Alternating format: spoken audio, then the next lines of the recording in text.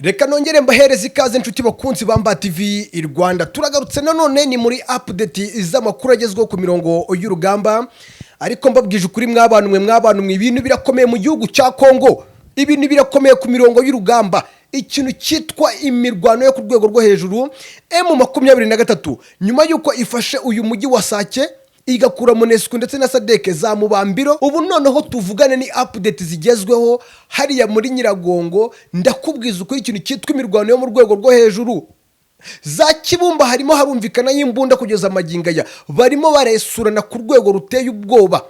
Ibintu byamaze kuba bibi ndetse kandi ibintu bikomeje gukomera cyane hariya ku butaka bwa Kongo. Ni nako kandi mu mujyi wa Goma bamaze kwikanga bikomeye cyane, ibikorwa bigiye bitandukanye byahagaze.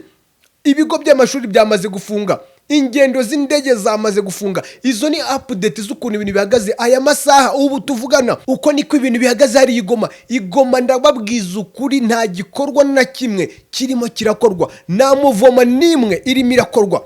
Ibintu byamaze kujya ku rundi rwego nyuma yuko M23 ifashe Sake, nyuma yuko M23 imanutse igakubita itababarira, igakubita icyo bita Monesco ndetse na Sadeke, nabo bakuyemo akarenge kabo birukanse. M23 ubu bidasubirwaho yamaze gufata icyo bita mubambiro, yamaze gufata icyo bita Sake. Ariko amakuru mfite kugeza aka kanya ndi guhabwa n'imboni zamba TV Rwanda zirambwira yuko aho bita Kibumba ubu niho hari imirwano yo ku rwego rwo hejuru. M23 irimo irarasana ku buryo buteye ubwoba. Ibingibi biri gushimangira yuko M23 irashaka gufata inzira zose zerekeza Igoma, irashaka kubanza gukora icyo bita isuku kugira ngo izagere mu mujyi wa Goma ariho honyine ihanze amaso. Nta kuvuga ngo iraza gusubira inyuma, nta kuvuga ngo hari izindi defense za Fardc zisigaye inyuma. Ariko ndababwiza ukuri umujyi wa Goma urimo ikintu cyitwa akajagari ko mu rwego rwo hejuru. Abasirikare ba Monesco, Sadeke, ingabo z'igihugu cy'u Burundi, Wazalendo Fdrl, abo bakubise bose bari haraza Sake, abari bari za mubambiro bose birukanye mu mujyi wa Goma. Guverineri w'intara Kivu y'Amajyaruguru yatanze itegeko yuko nta ndege yongera guhaguruka ku kibuga cy'indege Goma. Ubu tuvugana nta ndege nimwe yemerewe kujya Goma cyangwa guhaguruka. Ubu tuvugana ibigo by'amashuri, abana basubijwe iwabo, abana boherejwe iwabo, bababwiye yuko bagomba kuzagaruka kwiga ari uko bumvije itangazo kuri radio ribabwira yuko mu by'ukuri umutekano uhari. Ariko tugendeye uburyo situation ihagaze kugeza amagingaya, aba bana bashobora kuzagaruka. Umujyi waramaze gufatwa na M23 kubera ko ibintu byamaze guhindura isura. Abasirikare bakomeye ubu tuvugana bamaze gushaka ubuhungiro bwo kwerekera za Kinshasa. Uko niko ibintu bihagaze Goma, ibintu bijyadogereye ku buryo buteye ubwoba. Nshuti rero bakunzi bamba TV Rwanda, abantu bakomeje kugenda banyandikira bambwira bati mutubwire uburyo Sake byagenze, batubwira yuko bashaka kumenya uburyo Sake yafashwe. Sake yinjiwemo n'umutwe wa M23, bagiye bibaza uburyo M23 yageze Sake, abantu birabayobera. Na n'ubu ngubu hari abantu bakiri mu ruhirahiro bakibaza bati uburyo twari tuzi neza Sake, umujyi wa Sake urimo Monesco, urimo Sadeke, urimo Fdrl, urimo Wazalendo, ni gute M23 yahangamuye ibyo bintu byose igakubita nk'ukubita umwana? Ni gute bavuye Sake? Ati ni gute bavuye mu bambiro? Niyo mpamvu ndahangaha nshuti yanjye, niyo mpamvu ndanga kugira ngo mbatotorera akantu ku kandi. Mbanje kubagezaho situation z'ukuntu ibintu bihagaze, ngiye gutotora akantu ku kandi mwumva uburyo M23 ikomeje gukoresha amayeri yo mu rwego rwo hejuru, ikomeje gukoresha ubwenge buhanitse mu bya gisirikare, kubera ko uburyo yafashe Sake abantu na n'ubu ntago bari babyumva bitewe na bimwe mu bikoresho byari biriyo. Mwagiye mubona mwe mu mavideo, mubona icyo bita Monesco gitonze umurongo n'ibitwaro bishyashya barimo barerekera mu mujyi wa Goma. Mwagiye mubona bimwe mu bitwaro bya Sadeke biri kugenda byerekera mu mujyi wa Goma. Mwagiye mubona zimwe mu ntwaro ziremereye z'abacancuro nezo ziri kwerekera mu mujyi wa Goma. Ibingibi ni bisobanura gutsindwa bikomeye cyane ku gisirikare cy'umwijima ndetse n'abambari bacyo. Hano rero Sake ni kamwe mu gace mu by'ukuri abantu batari kwiyumvisha uburyo M23 yagafashe. Ubu bamwe bategereje mu by'ukuri kumva yuko M23 ikoresha inama abaturage, ariko ndakubwiza ukuri ubu tuvuganije na kwijana M23 iri kugenzura Sake. Nta musirikare n'umwe wa leta uri hariya, nta musirikare n'umwe. Abangaba bagiye kubatera ingabo mu bitugu, bari kubarizwa hariya Sake ndetse na mubambiro. Ni mubizi neza yuko hariya mubambiro hari ikintu cyitwa ibirindiro bikomeye, ibirindiro bifite imbaraga bya Sadeke iri kumwe na Monesco, iri kumwe n'ingabo z'u Burundi. iri kumwe n'aba Fardc, habagayo abasirikare bakomeye ndetse n'ibikoresho biremereye, ariko byarangiye byose babyakije ibishoboka barabitwara, ibindi babisigira umutwe wa M23. M23 mu mayeri menshi ateye ubwoba, ubwo twatangiye operation Sake tugiye kureba akantu ku kandi, yari mu masaha y'isa 3 ndababwiza ukuri inshuti bakunzi bamba TV Rwanda, nibwo twatangiye kumva imumeko yuko M23 ishaka kurimbagura bikomeye cyane Fardc muri ayo masaha y'isa 3 baturutse mu bice bigiye bitandukanye bashaka gukubita umutwe wa M23.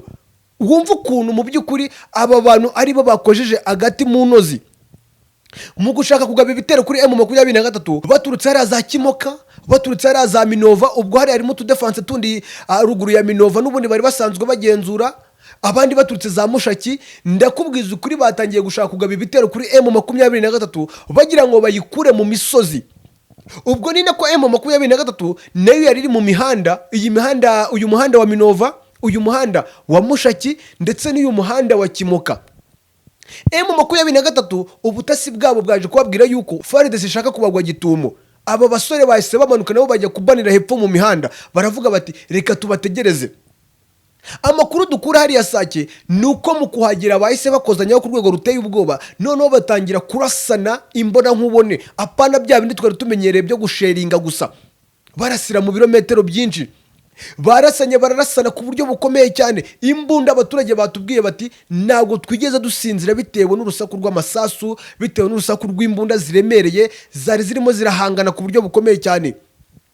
M23 byabaye ngombwa yuko ibasubiza inyuma, irabirwanga nibageza mu mujyi wa Sake. Uko niko M23 yakandagiye mu mujyi wa Sake. Ubwo byari bimaze kuba saa 5. Urumva yuko imirwano yahereye saa 3, saa 5 nibura nibwo umutwe wa M23 wari umaze gukandagira mu mujyi wa Sake. Gukandagira mu mujyi wa Sake hahise haba ikintu nacyo cyitwa indi mirwano yo ku rwego rwo hejuru. Ubwo abandi basirikare nabo baraza, ari nako na Moneskiza, ari nako Sadek na Iza. Muri iyi mirwano yabereye Sake hagaragayemo abasirikare bose, abacancuro, Sadek, Monesco, Fardc, ingabo z'u Burundi, kubera ko babonaga yuko basumbirijwe. Amakuru dufite nuko ngo bamwe banavuye za Mubambiro kuza gutanga imbaraga, kubera ko kuva mu mujyi wa Sake ujya mu Mubambiro ni ukurenga akagezi. Bagiye bataruka ku kagezi baza guhangana n'umutwe wa M23. Guhera ku kanya M23 nayo yabonye yuko nta blague, itangira gukomanga bya bindi bijyaye kubita ibabaza. Irabarimarima ku buryo buteye ubwoba, kugeza ubwo bamwe bakuyemo akarenge kabo batangira gufata mu modoka birukanka abo bikunze berekera mu mujyi wa Goma. Byageze saa 6 zuzuye, M23 yamaze gufata uyu mujyi wa Sake, yamaze kuwushyira mu biganza byabo. Ariko kubera yuko hari abasirikare ba Fardc ndetse n'aba Monesco na Sadek n'abacancuro basubiye mu birindiro byabo hari za Mubambiro, M23 kubona yuko yamaze gufata umujyi wa Sake yahise ikora plan yuko ishobora no kubakura hari za Mubambiro. Uri kumva uko niko Mubambiro no yaje gufatwa. Nimwe mwambwiye ngo mbabwire iyo operation, nanjye nayikurikiranya akagano ku kandi ndavuga ni ndazanyibagezeho. Mwumirwa mwumva uburyo umutwe wa M23 byakanga byakunda ishobora kuza gufata uyu mujyi wa Goma mu buryo bworoshye, ariko yabanje gukubita bikomeye cyane igisirikare cy'umwijima ndetse n'abambari bacyo. M23 ubwo ngubwo byageze mu masaha y'isa 10 iravuga uti tugomba kujya hari za Mubambiro. Ayo niyo makuru dukura ku mirongo y'urugamba. Ariko Fardc ndetse n'abambari bayo nabo baravuga bati ntabwo twahari umujyi wa Sake.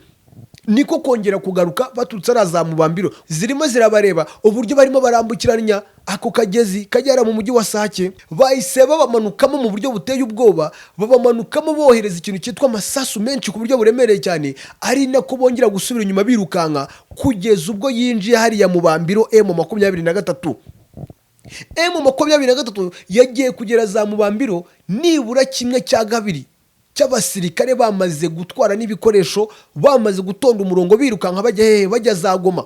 M23 yahise ikora operation yo mu rwego rwo hejuru ngo za Mubambiro, irakubita birangira ifashe n'iyi Mubambiro. Uko niko Mubambiro yagiye mu biganza by'umutwe wa M23, niko ibyo birindiro bya Sadek, Monesco twumvaga yuko bikomeye niko byafashwe n'uyu mutwe wa M23. N'ababeshye kugeza amaginga ya ibintu birakomeye, ibintu hari mu gihugu cyako byamaze gufata indi sura. M23 irimo irakubita, irimo irafata kandi itarekura. Ibi rero byamaze guteza ikibazo gikomeye cyane mu mujyi wa Goma, kubera ko mu mujyi wa Goma harimo harahungirayo Sadek, harimo harahungirayo Monesco, harimo harahungirayo ingabo z'igihugu cy'u Burundi, harimo harahungirayo abaturage mu buryo buteye ubwoba. Kugeza amaginga ya ni update, inkambi zose babwiye abaturage yuko bagomba kwerekeza mu mujyi wa Goma, kuko nta handi hantu hari amakiriro cyangwa hari amahungiro, kubera ko nta handi hantu ngo hari amahungiro, ariko n'ugungira ubwayi mu kigunda. M23 tugendeye uburyo irimo irarwana, tugendeye n'uburyo yakubise ahangaha Sake ku buryo bukomeye cyane, M23 irafata uyu mujyi wa Goma, irafata uyu mujyi wa Goma. Ndabibabwiye, nari nababwiye ni M23 niramuka ikuyize defense ziri mu mujyi wa Sake, ibi bizaba bigaragaza yuko ishaka gufata umujyi wa Goma ku buryo bworoshye. Uri kumva, kubera ko ibintu yakoze ni bimwe mu bintu birenze ubwenge bw'abantu baba bari ku mirongo y'urugamba. Abasirikare barimo baribaza bati ni gute ikora ibintu nk'ibi ngibi? Ikintu cyitwa abawazalendo barimo barapfa ku bwinshi nyagasani. Ingabo z'u Burundi zo zirimo zirakuramo akarenge kabo, barimo baravuga bati ibyo mwakoze tukigera aha twarabibonye, natwe reka twirukanke dukize amagara yacu. Ubu tuvugana ahantu bita muri Nyiragongo hari ikintu cyitwa ibibunda biremereye kugeza aya masaha, naho ndicyerekana yuko M23 ishaka kurimbura ku buryo bukomeye cyane Fardc, ingabo z'u Burundi, Wazalendo. M23 irashaka gufata ahantu hose hashobora kuba hayitera ikibazo mu gihe cyose yabishaka kwinjira mu mujyi wa Goma. Uri kumva, ariko nababeshya ikintu cyitwa situation ziri mu mujyi wa Goma ni ibindi bindi. Uri kumva, ni ibindi bintu byageze ku rundi rwego. Amakuru dufite nuko ngo aba basadeke ndetse n'aba Monesco batangiye guhamagara mu bihugu byabo basaba ubufasha, batangiye kumenyesha bita Antoine Kisekedi Chilombo, nibura ni mube mudukuye ahangaha Goma mutujyane Kinshasa ahantu hatekanye, kubera ko iyi Goma iraza kwinjirwa n'umutwa M23 bubi na bwiza. M23 yashikoye, yarakaye, irabona yuko nta yandi makiriro. Antoine Kisekedi Chilombo no wavuze yuko adashaka kuzaganira nabo, avuga yuko kuganira nabo ari ukurenga umurongo utukura. None intare za Sarambwe zirimo zirishakira igisubizo, zirimo zirishakira ibisubizo, kandi mu by'ukuri ibisubizo bamaze kubibona. Ibi ngibi biri gushimangira yuko M23 muri buze kumirwa tuvuga ngo Goma tombe. Birashoboka bitewe n'uburyo M23 ndababwiza ukuri niramuka ahangaha mu Kibaya, niramuka mu Kibaya itanze isomo ry'intambara, ndahita mvuga ni Goma tombe, Goma tombe. Uri kumva, ibintu biri ku rundi rwego hariya mu ntera Kivu y'Amajyaruguru, ibintu byakomeye. Intebe yashyuhanyo bita Antoine Kisekedi Chilombo ari kubura icyo afata ndetse n'icyo areka. Telefone zirimo ziramuhuriraho ari nka telefone 100, ati dukora iki? Dukora iki ko ibintu byarenze ubwenge bwacu? Dukora iki ko umutwa M23 utumereye nabi? Dukomeje gukurikirana akantu ku kandi kari kubera ku butaka bwa Kongo, ariko by'umwihariko mu ntara Kivu y'Amajyaruguru. Turimo turakurikira kugira ngo turebe aho ibi bintu bigana. Ni nayo mpamvu tubasaba gukomeza kudukunda ndetse no kudukurikira kugira ngo mubashe kubona update z'ukuntu ibintu bihagaze ku mirongo y'urugamba. Gusa ibintu ntago byoroshye, ntago byoroshye hariya, kubera ko abazungu bagize ubwoba, Sadek yagize ubwoba, Monesco yagize ubwoba. Ndaje mbagezeho imibare y'aba Monesco baguye ku mirongo y'urugamba, ubwo ndi kuvuga mu mujyi wa Sake kuko ndacyari kubikurikirana. Ndaje mbagezeho imibare y'abasirikare ba Sadek baguye mu mirwano, ibikoresho byangijwe, ibyo M23 yamaze gufata bimwe mu bikoresho binini kandi biremereye. Ibi ngibi birabyinjiza mu mujyi wa Goma itanga isomo ry'intambara. Ibintu ntago byoroshye ari mu mujyi wa Goma, ibintu ntago byoroshye ahangaha muri Kibaya. Ibintu birakomeye. M23 mu burakari bwinshi no kutababarira, uri kumva, irimo iragera ku kintu cyitwa umuwazalendo igasya itanzitse, irimo iragera ku kintu cyitwa Fardc igasya itanzitse, kuko irabona yuko batishakiye ibisubizo, ntago bazigira babona igisubizo. Leta ya Kinshasa yarabyanze, yanze kujya ku ntebe imwe n'umutwa M23. M23 nayo yabonye yuko kugira ngo ibi byose bihagarare ari uko izi mbunda zigomba guseka, ari uko izi mbunda zigomba gukocorana, ari uko iyi ntambara igomba gufata urundi rwego. Kandi mu by'ukuri twamaze kubibona yuko birimo biratanga umurongo, nubwo hari abantu barimo baragwa ku mirongo y'urugamba. Uri kumva, ibintu birakomeye mu gihugu cya Kongo. Ibintu byakomeranye bita Antoine Kisekedi Chilombo. Noneho n'imiryango mpuzamahanga na bya bihugu byavugaga ubu byamaze byacecetse, byaruciye, birarumira, biravuga biti nituramuka tuvuze kuri M23 ejo tuzavuga niki? Ko bisa nkaho mu by'ukuri yamaze gufata agace kose, nitubakenera bizagenda ute? Ibihugu byacecetse, bya bindi byagendaga bivuga byikubita mu gatuza, bivuga biti dusabye M23 gushyira intwaro hasi, nta kintu barimo baravuga.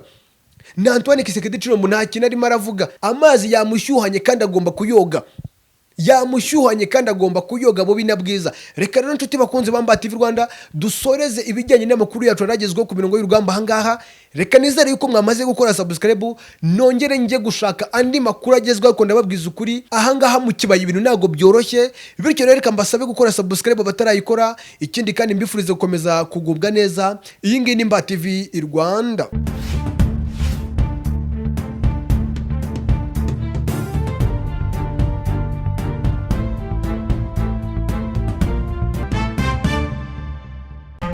Subscribe to this channel.